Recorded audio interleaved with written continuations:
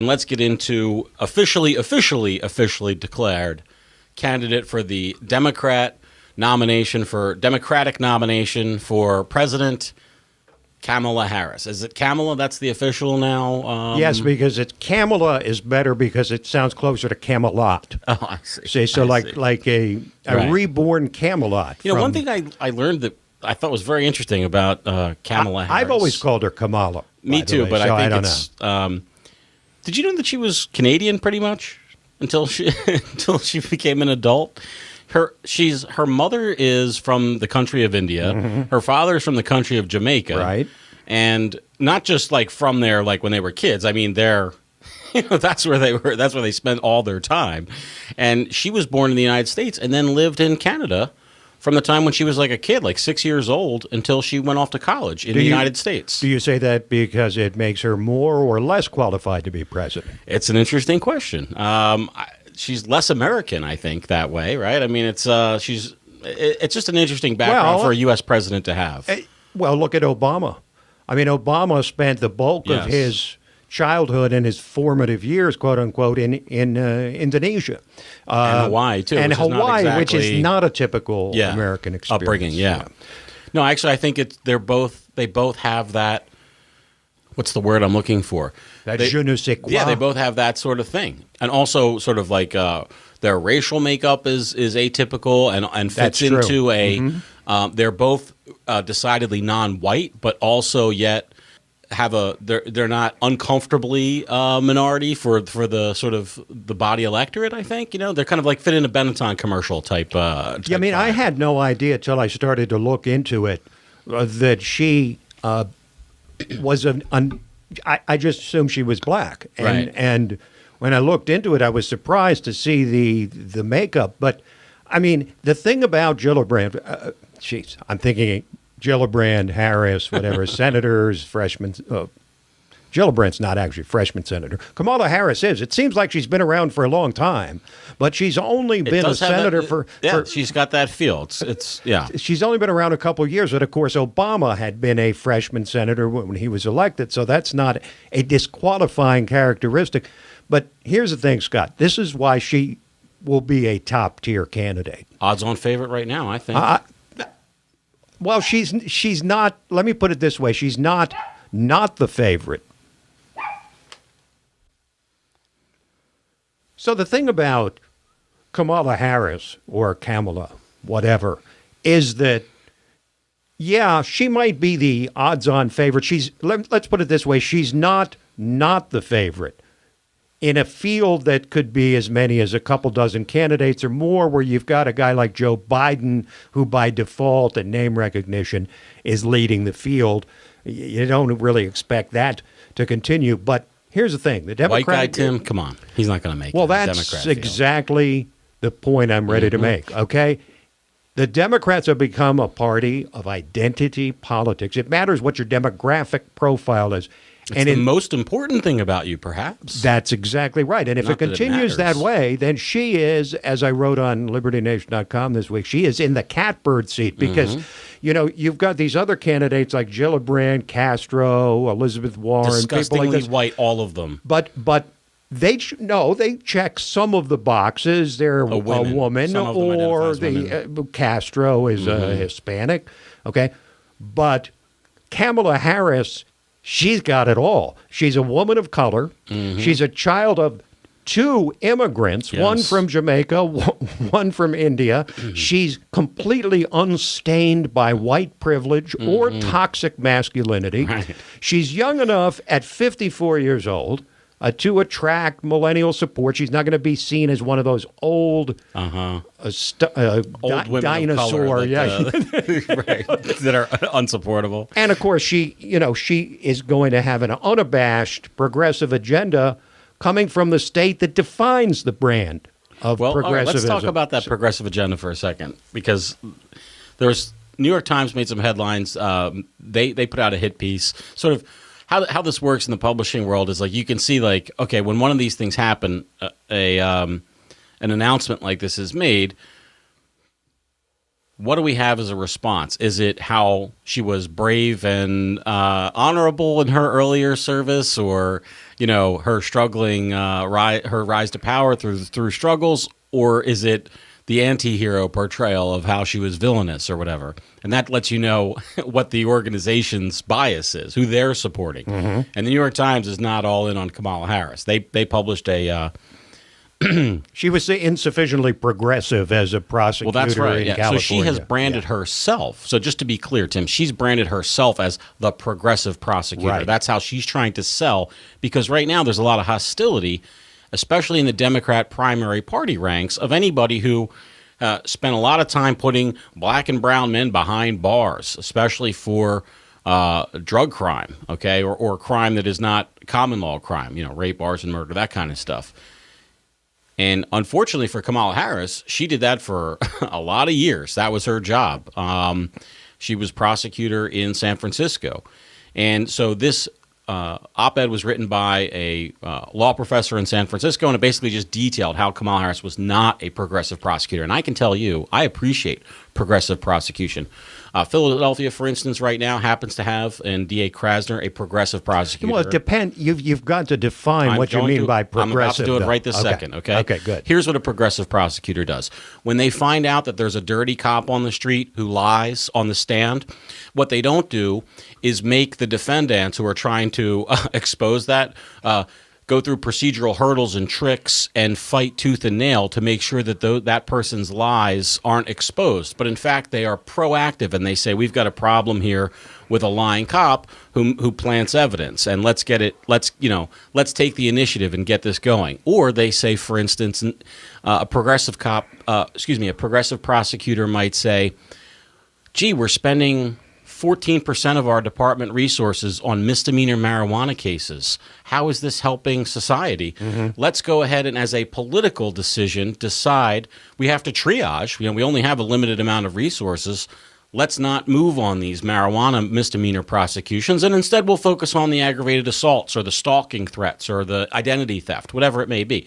That's progressive prosecution in its best instances. Fair enough. I don't know what Kamala Harris means. I guess that she now wants to be called a progressive, but she was a prosecutor? The problem is that the way your use of the word progressive is very different than what the left is looking at it, and she's taking a lot of heat for not being a progressive prosecutor because she isn't advancing causes of the progressive movement. That can be part of it too, and so it's she was, however. So just to be clear, the one thing you could say that she was progressive on, and I just want to state, for the record, that I have examined her record. She is anti-death penalty and seems fairly stalwart on that, and to the extent that maybe it even against her sort of her politics. So in other words.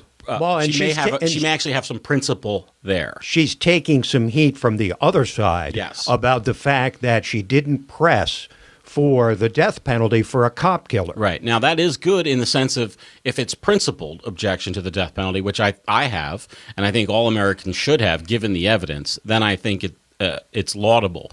But I applauded Kamala Harris in print last week in her questioning of Attorney General nominee Barr in demanding basically an answer from him on the Cole memorandum stuff and how the department would go ahead with weed prosecutions going forward. That's now a progressive issue as well. And I think that, Tim, her commitment on that is bunk. So let's play. This is a clip. Do we want to do her actual announcement thing first, or if you want to fire it? Okay, let me fire that just to sort of set the context, because it's worthy of.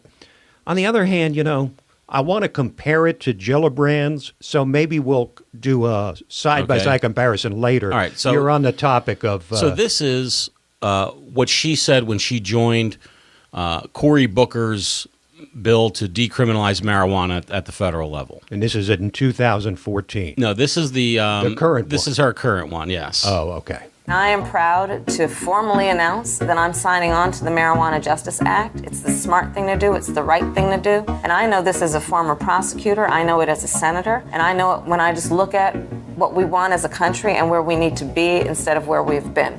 Let's get smart. Let's get smart, Tim. Get Smart? Wasn't that a TV show? What more can you ask for than that? Let's get on board. Well, let's get in our time machines and go way, way, way back. Now, this is not from 1984. This is not from 1994. And this is not from 2004. This is from 2014. And you know, everybody's entitled to change their mind. And I would hope that our chosen leaders would be open to changing their mind when new evidence and experience and wisdom present themselves. But we do have to think of, on major policy issues, if you have a total and complete 180 on them, maybe you should come out and explain why. If we're to think that you're at all sincere, you know what? Give a credible explanation, because I have a thing about candidates who are pro-choice and then suddenly become pro-life when they're running for the Republican presidential nomination. Are you listening, Mitt Romney? And there's others as well who the Donald was pro-choice. That's absolutely true. That's true.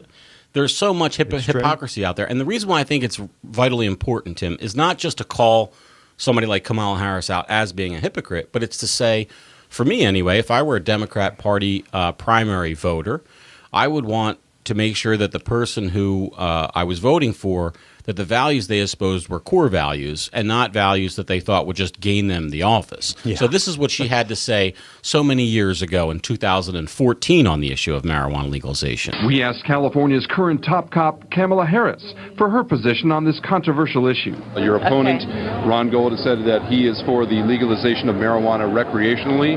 Your thoughts on that? That he's entitled to his opinion. That's it. Yeah, that's it. He's entitled to his opinion. And the laughing. And then she wouldn't say that she was against it. Just that she is expert. So you're saying she's not really committed on the issue. She's totally non-committed. She sees it as a vehicle to get some more votes, and I actually think that that's fine. In other words, if we want to have, if you want to go ahead and vote for freedom just because it gets you votes, then that's fine. But I want to be mindful that that's why you're doing it and not because you appreciate freedom. Okay, now I'm going to play you something that she said in 2017. This was 2 years ago. Mm-hmm. And this is on a foreign policy issue. And tell me if you can tell the difference between Kamala Harris and Dick Cheney. In the midst of uncertainty and turmoil, America's support for Israel's security must be rock solid. And as ISIS and civil war in Syria destabilize the region, displacing millions and threatening shared security interests, we must support all those affected by ongoing violence and terror, and we must stand with Israel. Okay, now, first of all, Israel is not a popular cause on the far left, or even on the moderate left. They try to pretend, it's one thing to say, yeah, I support Israel. And, most leftists will say, yeah, I support Israel, and then they don't want to discuss it more. But she's gone on record as being almost indistinguishable from the neoconservative position. She walked that back? Or is that her current? Well, you mean try to explain it away? She hasn't, I think, responded to it yet, but it's getting big on the left, this fact that she it's a neocon thing. It's a good moment, though, because of the whole Tamika Mallory Women's March anti-Semitism walkback that's occurring now, which is that the women who started the Women's March are virulently anti-Semitic, and somehow that was overlooked by the other. It's remarkable, and it's always the people on the right that are accused of being anti-Semitic, which is funny on its face because they're the ones that support Israel, the only Jewish state in the world, more than anybody else. Yeah, maybe this is a good moment for that to kind of be out there. If in fact the BDS or boycott, divest, sanctions movement is ebbing, I don't know. Now, let's listen to her announcement. All right. Okay. This is not the announcement that she made at the Judiciary Committee hearing, right? Mr. Chairman, we welcome you to the confirmation, Mr. Chairman, of Brett Kavanaugh, Mr. Chairman. All right, Good morning. I welcome everyone to this confirmation hearing on the nomination of Judge Brett Kavanaugh. Mr. Chairman. To serve as Associate Justice. Mr. Chairman, I'd like to be recognized for a question before we proceed. Regular order. Mr. Chairman, I'd like. Okay, Scott, that was her unofficial entry into the presidential race. But listen to her, and then we're going to play Kirsten Gillibrand's too, because there's a theme here. Here's Kamala Harris.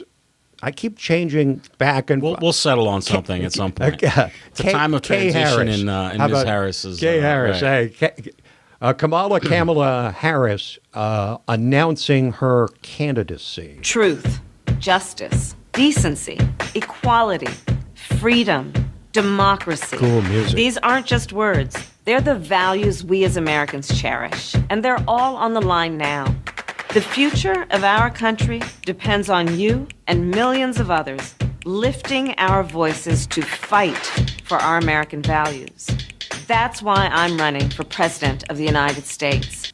Now, there's not one thing in there that anybody could be opposed to. You can't object to any of it. Democracy, freedom, justice. I mean, there's no there. There's not a single policy. There's not a we need to get serious about climate change. There's not a I'm going to fight for Medicare for all or universal health care. This is a page right out of the Obama. Obama said that he himself said that he made a good candidate because other people could place their aspirations and wishes and wants on him.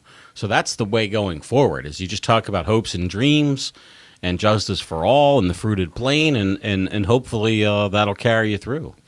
He was, Obama was someone who was like a Rorschach test. You could look at him from so many different angles and see what you wanted to see if you were one of those people inclined to vote for him. But now somehow what I saw a big government socialist wannabe who would corrupt our healthcare system and yield more government spending than ever before. And that's somehow precisely what we got. But the political scientist in me listens to an ad like that and said there's nothing there. There's not one thing she says that distinguishes her from every Democrat and Republican. I mean, if there's other people that run the Trump, they're all going to be. You're approaching it logically. You have to approach it emotionally. It's about how she makes those people feel about voting for her. The feeling of voting for her, that they are a good person who wants good things, regardless of whether as opposed to Trump, who's a bad person who wants bad things. That's exactly right. Sure, that's exactly right. Sure, I got that. Okay. It's a lot more sophisticated than I even realized till you deconstructed it for me.